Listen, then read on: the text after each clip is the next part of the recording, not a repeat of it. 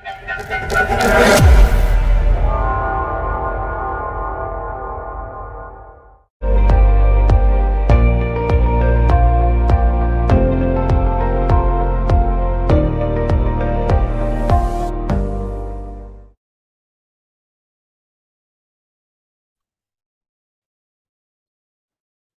selamat pagi saudara yang diberkati oleh Tuhan kita Yesus Kristus.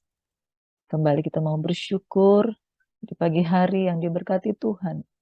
Rahmat Tuhan selalu baru setiap hari. Kebaikannya tetap untuk selama-lamanya. Mari kita bawa kehidupan kita. Terima kasih Bapa, kuduskan, layakan dalam hadirat-Mu. Kami merasakan kemurahan-Mu lebih daripada hidup.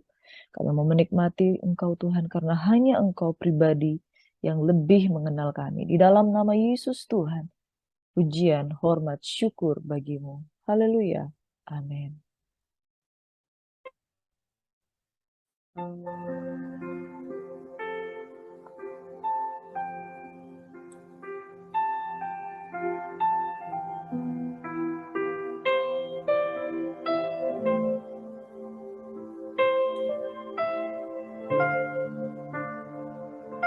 Terima kasih Tuhan. Terima kasih Tuhan.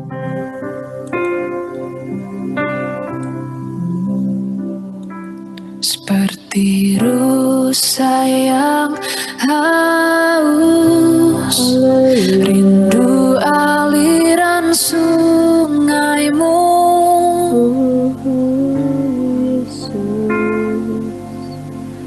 Hatiku tak tahan menunggu-Mu.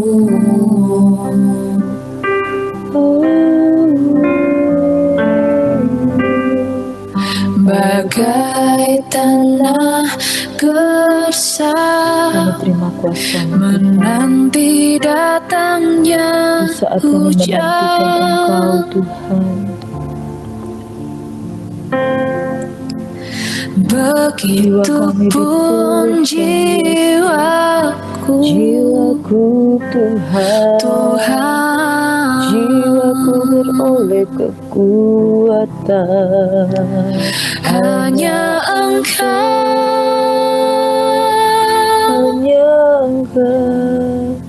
pribadi yang mengenal hatiku. Tiada yang tersembunyi bagimu, seluruh isi hatiku Kau tahu, dan bawaku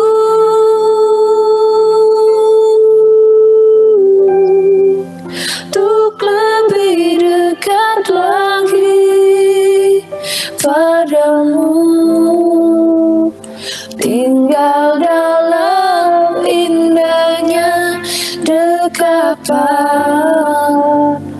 kasih-Mu. Amin. Yesus, terima kasih Tuhan. Seperti rusa yang haus, rindu aliran sungai-Mu.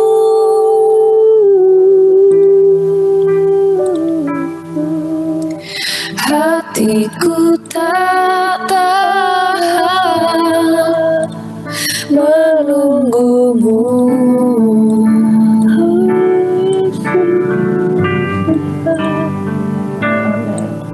Bagai tanah gersang menanti datangnya hujan.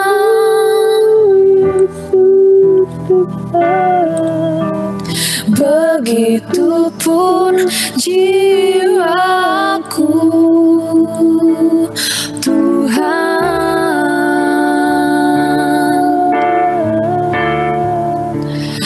Hanya Engkau,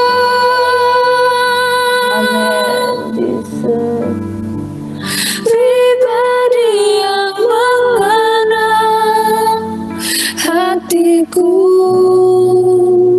Tiada yang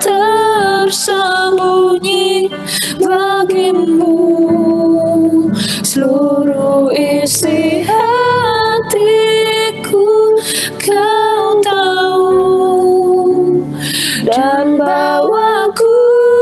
Amin. Makasih bawa kami Tuhan Yesus. Amin. Untuk lebih dekat lagi padamu. Amin Yesus. Tinggal dalam indahnya dekapan kasih-Mu, Yesus. tinggal dalam indahnya dekapan Amin. kasih-Mu.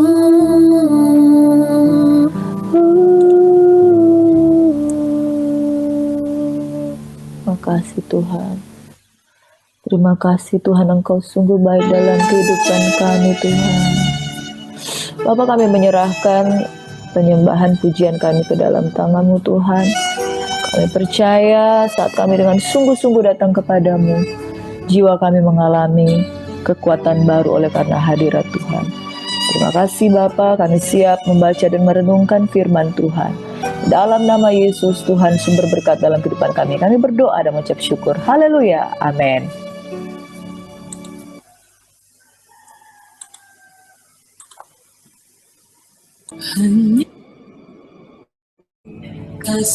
Saudara yang diberkati oleh Tuhan kita Yesus Kristus, kita akan membaca dan merenungkan firman Tuhan, dan kita menyadari bahwa kita sangat membutuhkan firman Tuhan.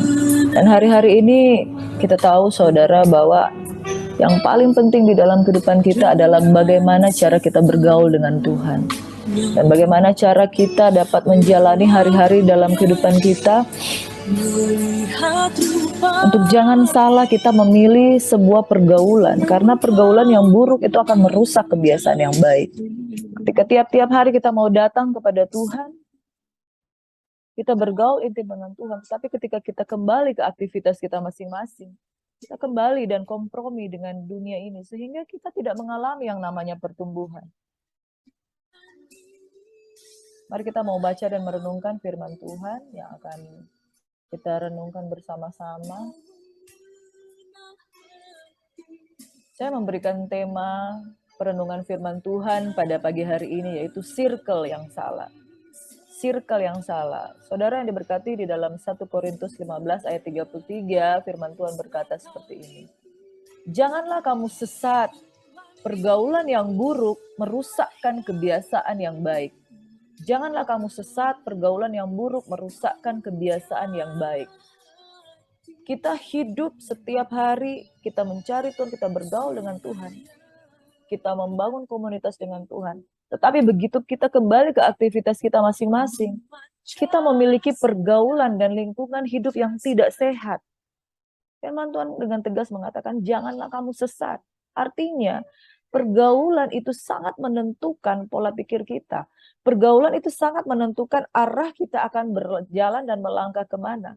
Kenapa saudara? Sekalipun kamu hidup, pagi-pagi kamu bersekutu dengan Tuhan, ketika hari Minggu kamu pergi ke gereja, kamu rajin membaca firman, kamu rajin menjaga hidup, tetapi ketika kamu mulai tinggal di dalam komunitas yang buruk, kebiasaan-kebiasaan itu diawali dengan lingkungan yang salah.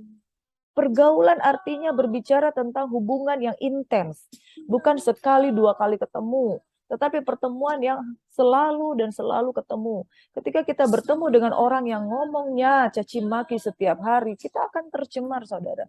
Ketika kita bergaul dengan orang yang kehidupannya jauh dari Tuhan, bahasa-bahasanya bukan bahasa yang mengenal Tuhan, bukan bahasa yang takut akan Tuhan, bisa dipastikan kita pasti akan mengalami tercemar saudara.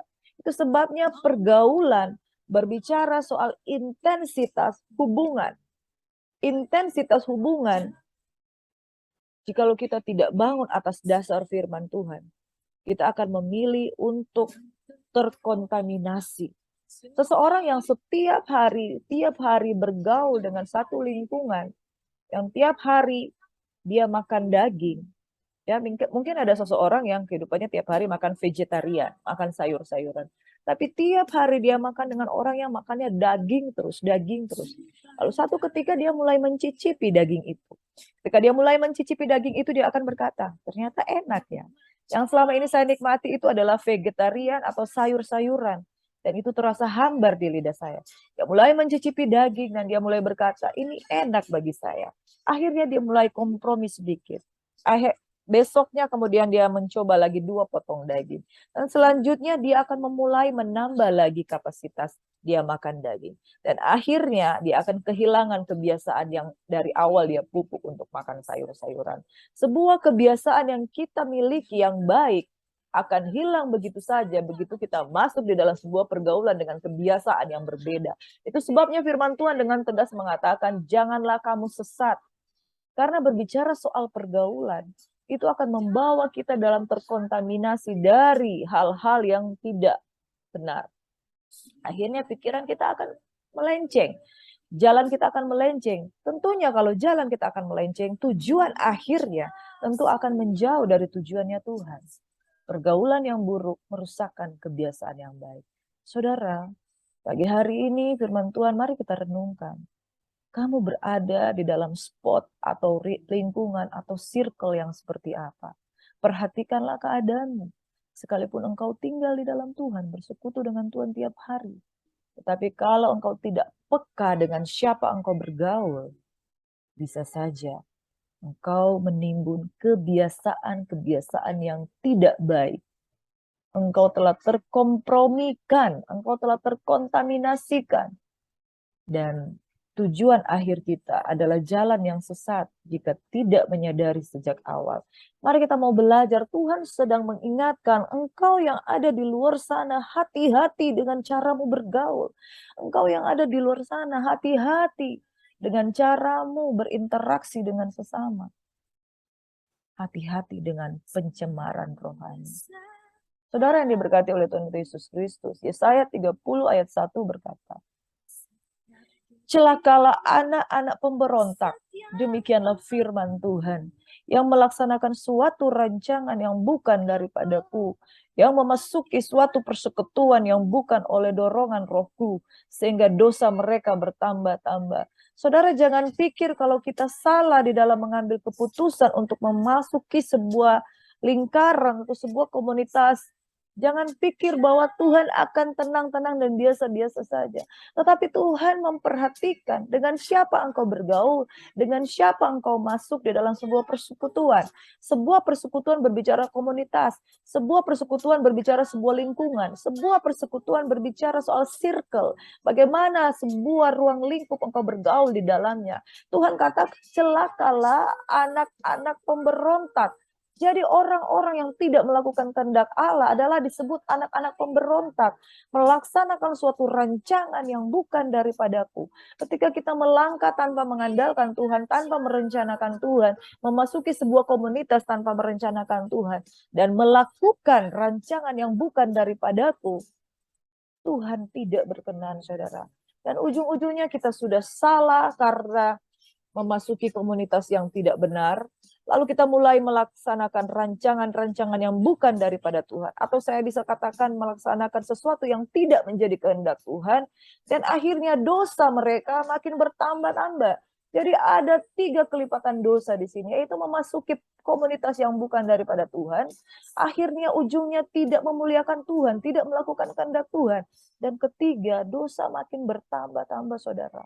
Sekali lagi firman Tuhan memperingatkan. Perhatikan di mana engkau bergaul.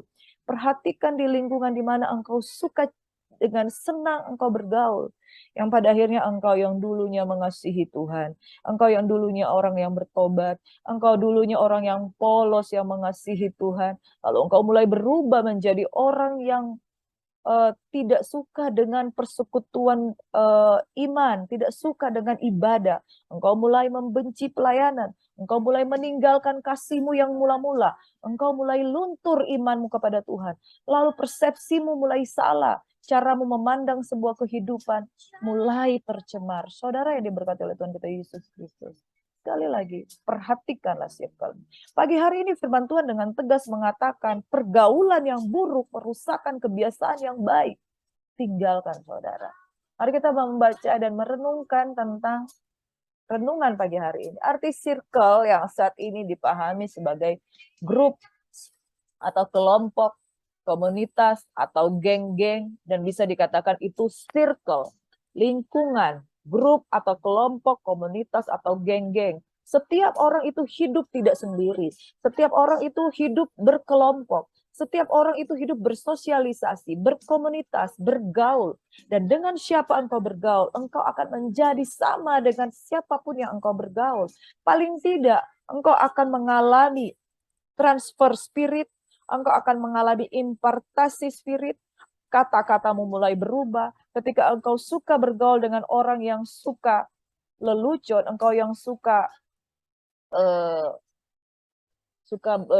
bergurau, engkau akan menjadi orang yang suka bergurau. Dan hati-hati saudara, ketika engkau bergaul dengan kaum pencemooh, engkau juga akan suka mencemooh. Dan Tuhan tidak menghendaki seperti itu. Ketika engkau bergaul dengan orang yang suka berbicara kotor, mungkin engkau akan mengalami tercemar dengan hal itu. Kalau engkau bergaul dengan lingkungan yang kepahitan, mungkin engkau hidup di dalam kepahitan. Engkau bergaul dengan lingkungan yang penuh kekhawatiran, engkau akan memiliki kekhawatiran. Sebuah komunitas atau kelompok tentunya memiliki tujuan di dalam berkelompok. Organisasi masyarakat memiliki tujuan di dalam berkelompok. Dan itu semua akan merubah mindset. Dan bisa terjadi brainwash, dari pencucian otak, bahwa engkau mulai melakukan apa yang dikehendaki oleh komunitas-komunitas di mana engkau tinggal. Baik itu komunitas organisasi masyarakat, komunitas yang positif, dan komunitas negatif. Semua itu akan mempengaruhi pola pikir. Bahkan cara kita menghabiskan waktu akan sangat dipengaruhi dengan lingkungan yang kita bergaul di dalamnya. Amin. Saudara yang berkati, kita mau melihat berbagai permasalahan oleh karena circle-circle di mana kita berada. Problemnya, saudara, ada lingkungan yang mau tidak mau harus kita jalani. Misalnya, lingkungan pekerjaan. Otomatis ketika kita memilih sebuah tempat kerja atau kita ditempatkan di sebuah tempat kerja, kita akan bergaul dengan lingkungan pekerjaan. Bos kita, anak buah kita, rekan sejawat kita, rekan kerja kita, akan sangat berpengaruh dalam hidup kita. Yang berikutnya adalah domisili atau tempat tinggal. Kita bisa memilih tempat tinggal, tapi ada kalanya kita tidak bisa memilih tempat di mana kita harus tinggal. Misalnya ada orang yang tinggal di daerah timur, di sana seringkali banyak terjadi, di Indonesia bagian timur, di sana seringkali banyak terjadi yang namanya kerusuhan. Dan itu merupakan lingkungan yang mereka tidak bisa keluar dari sana. Itu akan mempengaruhi ketika terjadi penganiayaan, pengancaman di sana, mereka akan sangat terintimidasi, saudara.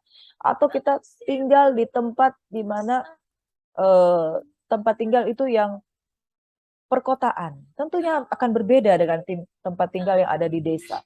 Di perkotaan mungkin ada banyak kebiasaan-kebiasaan duniawi karena pengaruh kota-kota besar itu sangat hebat dan luar biasa. Yang selanjutnya, saudara, lingkungan yang tidak kita harus jalani adalah keluarga. Keluarga adalah sangat mempengaruhi. Kalau kita tinggal dengan keluarga yang harmonis, yang diberkati Tuhan, yang penuh dengan kasih sayang, puji Tuhan, bersyukur. Tapi kadang-kala kita tidak bisa memilih bagaimana dan dengan siapa kita bergaul, atau orang tua seperti apa, kita tidak bisa memilih. Bahkan mungkin orang tua kita memiliki agama tertentu, kita tidak bisa memilih. Kita lahir sebagai orang yang beragama seperti apa, saudara. Keluarga itu sangat mempengaruhi. Ketika kita lahir dari keluarga yang broken home, itu akan membuat kita mengalami dampak-dampak psikologis, dampak sosiologis, dampak-dampak yang sangat besar dalam kehidupan kita. Kita tidak bisa memilih di mana kita lahir. Dan yang berikutnya, sekolah. Mungkin dari awal kita bisa memilih sekolah kita harus berada di mana atau dipilihkan oleh orang tua, tetapi setelah kita ada di dalamnya, kita mau tidak mau harus tinggal di dalamnya. Sekolah yang baik, sekolah dengan murid-murid yang baik, dan di sekolah kita bisa juga mengalami terpengaruh. Anak-anak muda yang masih sekolah, mungkin engkau mendapat perundungan, bully, dan lain sebagainya. Atau engkau bergaul dengan orang-orang yang membuat engkau malah jatuh di dalam dosa. Ini adalah komunitas-komunitas yang terpaksa mau tidak mau kita harus jalani karena kita harus bersekolah di sana, kita harus berkeluarga di sana, kita harus tinggal di sana, kita harus bekerja di sana. Ada sebuah lingkungan yang tidak bisa kita hindari, saudara. Dan lingkungan ini contohnya juga adalah jemaat Korintus, jemaat Efesus. Mereka adalah pada dasarnya daerah yang menyembah berhala. Jemaat Korintus terkenal dengan penyembahan berhala, Efesus terkenal dengan penyembahan berhala, menyembah patung-patung Asyera dan sebagainya. Dan karena lingkungan penyembahan berhala di sana menuntut iman kekristenan dapat bertumbuh di sana, itu adalah merupakan sebuah perjuangan. Itu sebabnya Rasul Paulus begitu banyak meluangkan waktunya untuk mendidik mereka di dalam takut akan Tuhan dan pengenalan akan Tuhan. Lingkungan yang tidak bisa kita hindari adalah circle yang kita tinggali. Itu merupakan sebuah problem. Yang kedua, saudara, perspektif. Ada saat di mana ketika kita memiliki pilihan untuk memilih circle yang dengan perspektif atau cara pandang atau alasan kita memilih adalah alasan yang salah. Kita memilih karena ketika kita salah pilih, yaitu contoh pasangan hidup, contoh tempat tinggal, contoh pekerjaan, dan sebagainya. Saudara, karena dari awal kita sudah punya mindset, oh di sana itu kita akan mendapatkan keuntungan, kita akan mendapatkan uang, atau kita akan, saya misalnya pilih pasangan hidup, oh dia cantik. Nah, kita nggak tahu orang ini ternyata tidak mengenal Tuhan. Contohnya adalah Lot. Ketika Abraham memberikan kesempatan dia untuk memilih bagaimana dia harus berpisah dan memilih tempat tinggal, dia memilih satu tempat yaitu dekat lembah Yordan. Yang menurut perspektif dia, menurut pandangan dia, bahwa daerah ini adalah daerah yang subur, bagi dia itu daerah yang berkat.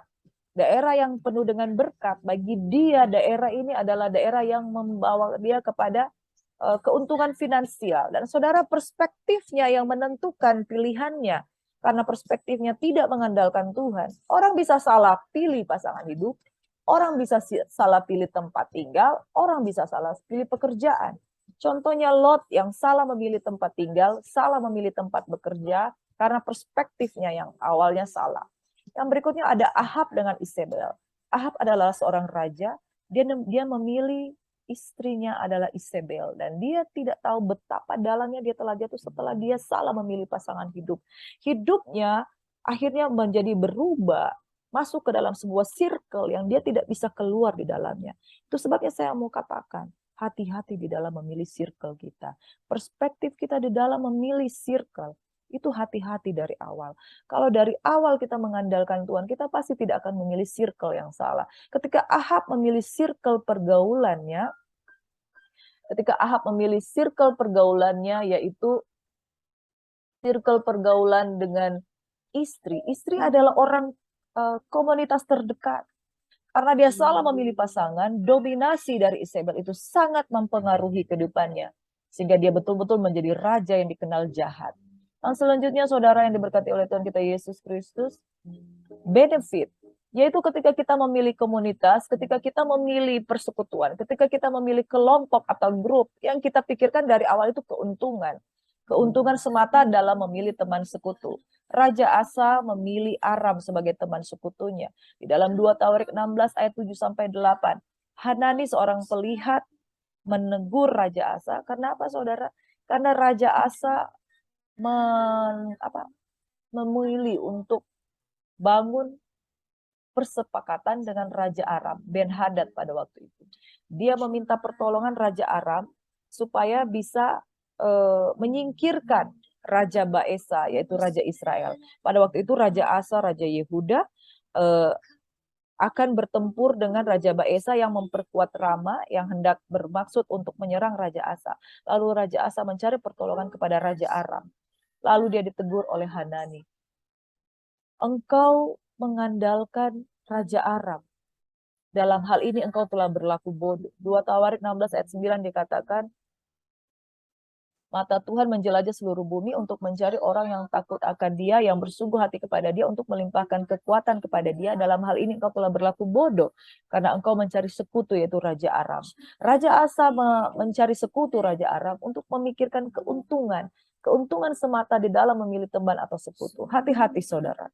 Kalau engkau bergaul, ketika engkau memilih teman, ketika engkau memilih partner, engkau memilih rekan kerja, karena yang engkau pikirkan adalah benefit dari hubungan tersebut, tanpa memikirkan dan bertanya-tanyakan Tuhan, ketika engkau memilih sahabat atau teman, hati-hati saudara. Ternyata kita bisa salah dalam melangkah. Seperti Raja Asa dan Raja Aram.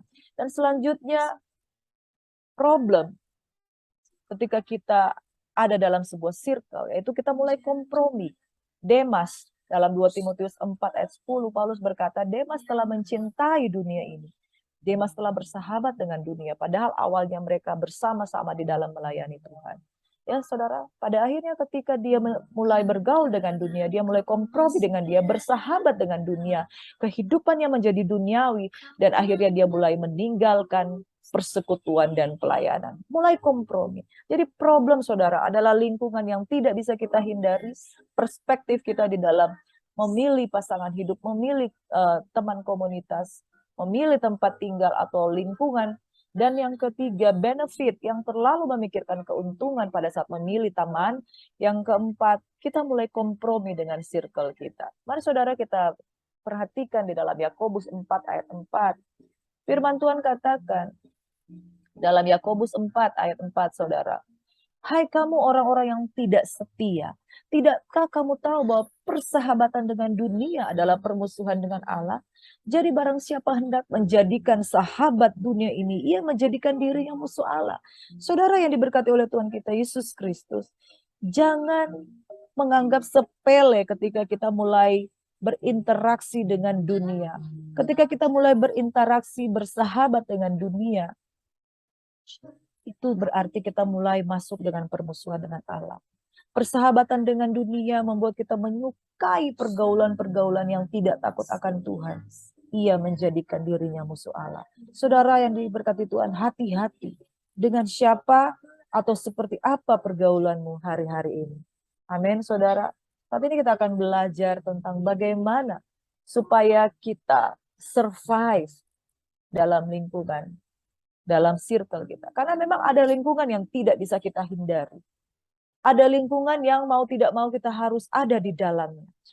Ada lingkungan yang kita mengawali dengan salah pilih pasangan, salah pilih pekerjaan, salah pilih tempat tinggal. Ada lingkungan yang dimana kita mengawalinya dengan salah karena kita sudah kompromi. Namun kita harus survive, saudara. Kita harus survive dan menghadirkan kuasa Tuhan supaya kita mengalami kemenangan.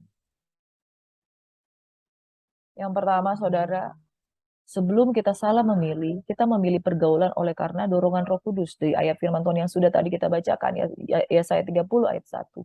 Memasuki persekutuan oleh karena dorongan Roh Kudus. Yang selanjutnya Yakobus 4 ayat 4, jangan kita bergaul dengan dunia ini. Jadi kita harus memiliki hubungan dengan Roh Kudus supaya kita bisa memiliki pergaulan yang benar. Jadi kalau kita punya hubungan pribadi dengan Tuhan, otomatis kita masuk dalam pergaulan itu akan hati-hati sekali. Kita akan menantikan dan mengandalkan dorongan Roh Kudus. Jadi jangan sepelekan bagaimana Roh Kudus mendorong kita. Dikatakan dorongan Roh Kudus artinya kalau tidak didorong, kalau tidak dimotivasi, kalau tidak digerakkan oleh Roh Kudus, jangan masuk ke sana. Jangan masuk di circle itu. Jangan masuk di lingkungan itu. Tuhan akan menghalangi ketika engkau mulai salah dalam melangkah.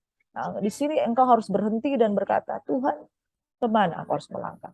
Jadi langkah kita akan sangat ditentukan oleh dorongan Roh Kudus. Pilih pergaulan oleh karena dorongan Roh Kudus. Yang selanjutnya, jauhi pergaulan yang buruk. Pada saat kita masuk dalam circle-circle yang tidak bisa kita hindari, jangan kompromi, saudara. Mungkin memang kita terpaksa bergaul di sana. Di lingkungan pekerjaan, kita masuk di dalam kehidupan bertetangga. Tidak mungkin kita hidup bersosialisasi, tidak bertegur sapa dengan orang lain, bukan?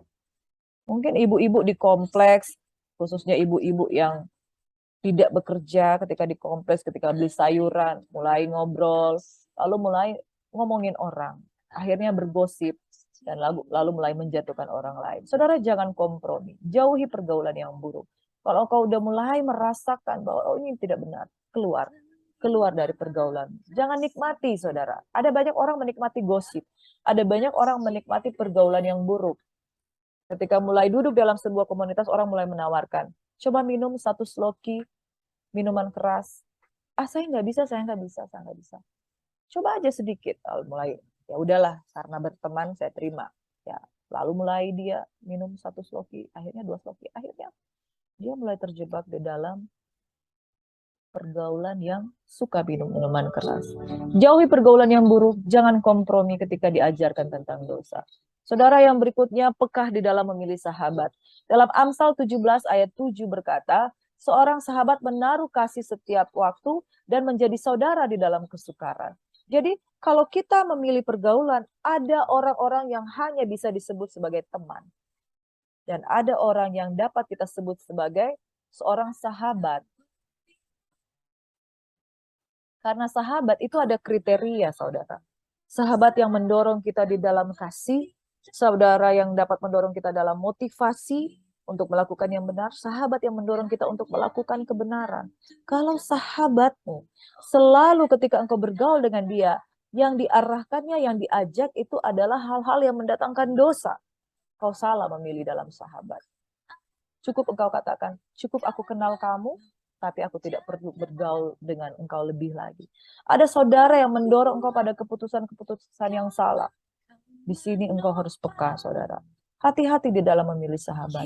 Karena sahabatmu merupakan cerminan dirimu. Sahabatmu merupakan citra keberadaanmu. Oleh sebab itu, kalau engkau bergaul dengan sahabat-sahabat yang tidak mengenal Tuhan, engkau harus berdampak, bukan terdampak. Engkau harus membawa pengaruh yang bagus, bukan membawa pengaruh yang buruk atau terpengaruh dengan hal yang buruk. Selanjutnya, saudara, survive dan be a peacemaker. Ketika kita berada di dalam lingkungan yang tidak bisa kita hindari, lingkungan kehidupan orang tua yang kepahitan, saya baru-baru ini mendapat telepon dari anak didik saya, anak rohani saya, bahwa dia bertengkar dengan orang tuanya.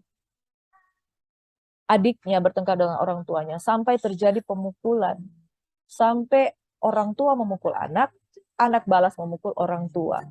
Karena lingkungan keluarga mereka tidak sehat dan selalu terjadi percecokan. Bayangkan, saudara, orang tua pukul anaknya, anak balas memukul orang tuanya sampai berdarah-darah, saudara. Masuk akal enggak, saudara? Padahal firman Tuhan katakan, hormatilah ayah ibumu agar panjang usiamu. Orang tua salah karena memukul anak, karena membangkitkan amarah dalam hatinya. Anak juga salah karena memukul orang tuanya. Ini keluarga yang macam apa, saudara? Saya katakan, kenapa tidak ada Tuhan di dalam keluarga kalian? Kenapa tidak ada Tuhan di tengah-tengah kalian? Saudara, ada lingkungan komunitas yang tidak bisa kita hindari. Sama sekali tidak bisa kita hindari, khususnya keluarga. Ketika orang tua kita tidak mengenal Tuhan, kita tidak bisa berbuat apa-apa kecuali menerimanya. Dan kalau kita ada di dalam lingkungan seperti ini yang tidak bisa kita hindari, belajar untuk survive, belajar untuk bertahan, dan belajar untuk menjadi peacemaker. Bukan menjadi troublemaker, belajar untuk menjadi orang yang menjadi pembawa damai. Amin, saudara. Tadi dalam Amsal 17 ayat 17, seorang sahabat menaruh kasih setiap waktu dan menjadi seorang saudara dalam kesukaran. Jangan salah memilih sahabat. Dan selanjutnya, seseorang yang membawa kepada dampak positif di dalam kehidupanmu. Amin, saudara. Seseorang yang membawa motivasi, kasih, kebenaran dalam pergaulan. Amin, saudara yang diberkati oleh Tuhan kita Yesus Kristus. Dan selanjutnya, survive dan jadi peacemaker. Karena firman Tuhan katakan dalam Roma 12 ayat 18. Sedapat-dapatnya kalau hal itu bergantung padamu, hiduplah dalam perdamaian dengan semua orang. Haleluya, saudara. Saudara, firman Tuhan katakan hiduplah dalam perdamaian dengan semua orang. Seperti yang saya katakan tadi, ada lingkungan yang tidak bisa kita hindari. Tapi, jika sedapat-dapatnya kalau hal itu bergantung padamu, hiduplah dalam perdamaian dengan semua orang. Saya memotivasi jemaat kekasih Tuhan yang hari ini mendengarkan firman Tuhan. Mungkin engkau berkata di dalam hidupmu, saya orangnya mudah sekali terpengaruh. Saya orangnya itu mudah sekali terintimidasi. Kalau saya mendapat serangan, saya tidak bisa berbuat apa-apa. Saya tidak bisa melawan. saya bisa terintimidasi, dan saya bisa mengalami kepahitan oleh karena lingkungan saya, oleh karena papa saya, oleh karena mama saya, oleh karena suami saya. Saya sudah salah memilih, saya tahu saya salah memilih suami. Saya salah sehingga dia akan meninggalkan saya, dan saya harus mengampuni dia karena dia berselingkuh dan ini dan itu. Saudara yang diberkati oleh Tuhan kita Yesus Kristus, circle yang engkau pilih hingga pada saat ini telah menuntut engkau sampai sejauh ini. Saya mau katakan, survive-lah, bertahanlah, jadilah kuat, dan lawanlah iblis. Pertahankan rumah tanggamu, jangan tinggalkan suamimu, jangan tinggalkan anakmu. Suami, jangan tinggalkan istrimu. Anak-anak, jangan tinggalkan keluarga orang tuamu. Karena seringkali banyak anak-anak merasakan saya salah dilahirkan di sini. Saya salah memiliki orang tua seperti dia. Saya tidak mendapatkan kasih sayang, saya cuma mendapat pukulan. Saya tidak dididik, tetapi saya hanya dihajar. Saudara yang berkata, saat engkau tidak bisa menghindari circle-mu yang salah, tetaplah kuat, tetaplah bertahan. Jadilah peacemaker. Saudara yang diberkati oleh Tuhan kita Yesus Kristus, jadikan Yesus sebagai pusat dari damai sejahtera kita. Jadikan Yesus sebagai pusat damai sejahtera kita. Kalau engkau menghadirkan salib Kristus di tengah-tengahmu, engkau menghadirkan Tuhan di tengah-tengah kehidupanmu, saya percaya bahwa Tuhan pasti akan menolong saudara. Memang saudara, ada banyak orang tidak bisa keluar dari lingkaranmu. Ada banyak orang terjebak dengan circle-nya. Dan engkau harus kuat. Engkau harus tahu bahwa circle tidak selalu harus menang atas engkau. Tapi engkau yang harus menang karena Kristus ada di dalammu. Jesus be the center at your peace. Jesus be the center of your joy. Jesus be the center of your holy life. Amin, saudara yang diberkati oleh Tuhan kita Yesus Kristus.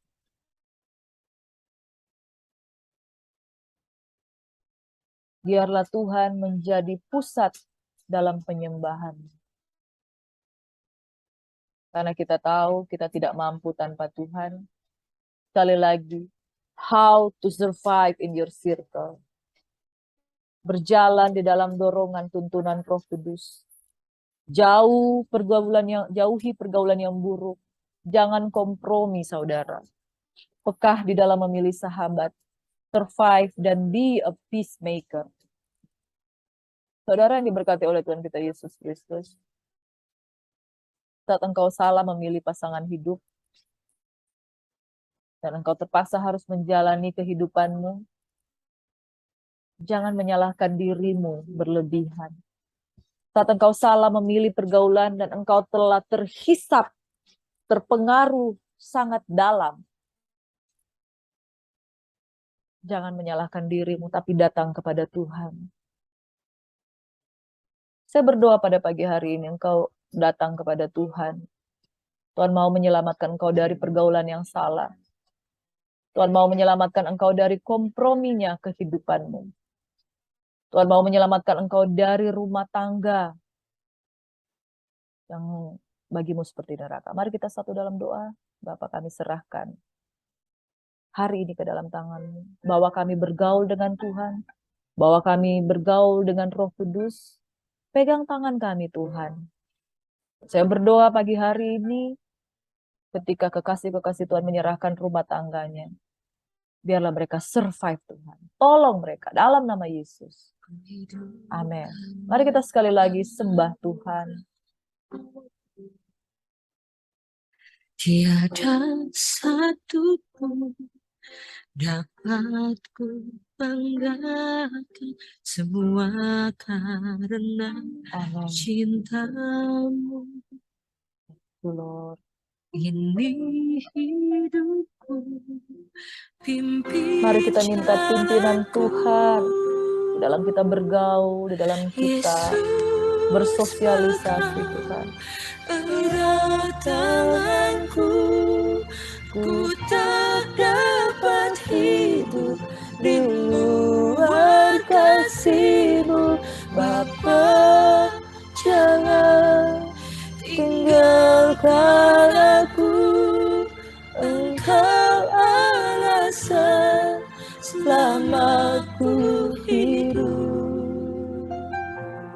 Saat engkau kehilangan alasan untuk bertahan, ada Yesus yang menjadi alasan untuk engkau tetap hidup. Jadilah kuat, hai istri-istri, jadilah kuat. Ubah hidupku, jadilah kuat saudara.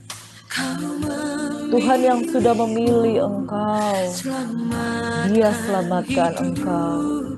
Semua karena cinta Tuhan.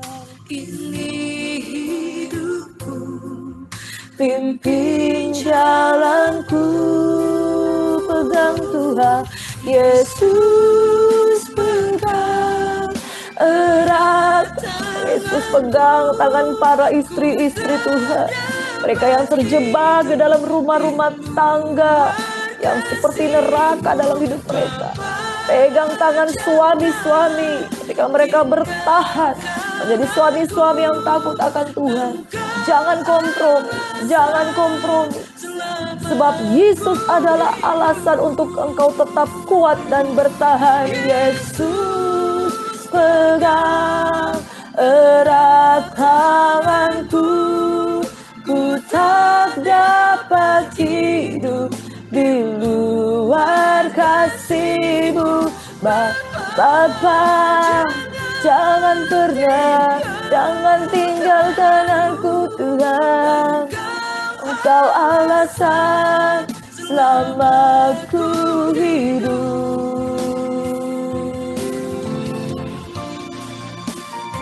Tetaplah kuat. Aku percaya Tuhan. Tetaplah bertahan. Yes. Ada di tangan. Amen. Dan tidak pernah Engkau melepaskan tangan. Engkau selalu menuntun hidupku, memegang seluruh masa depanku. Amen. Mari panggil namanya yang dahsyat. Yesus pegang masa depanmu. Yesus pegang erat tanganku. Ya bala. Diberkatilah istri-istri yang bertahan dalam rumah tangganya. Diberkatilah suami-suami yang bertahan di dalam keadaan ekonomi apapun yang terpuruk dalam nama Yesus. Diberkatilah anak-anak yang tetap kuat bertahan mengasihi orang tuanya. Tetaplah kuat, tetaplah kuat. Karena Yesus adalah alasan untuk kita hidup. Tetaplah kuat. Terima kasih Bapak.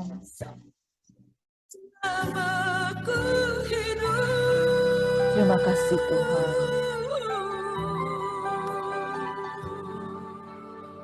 Terima kasih Tuhan. Terima kasih Tuhan. Engkau adalah alasan untuk kami tetap kuat dan bertahan. Engkau ada alasan untuk kami tetap menjalani hari-hari kehidupan kami. Bahkan Engkau tidak pernah meninggalkan sendiri. Tangan kuat-Mu selalu menopang kami.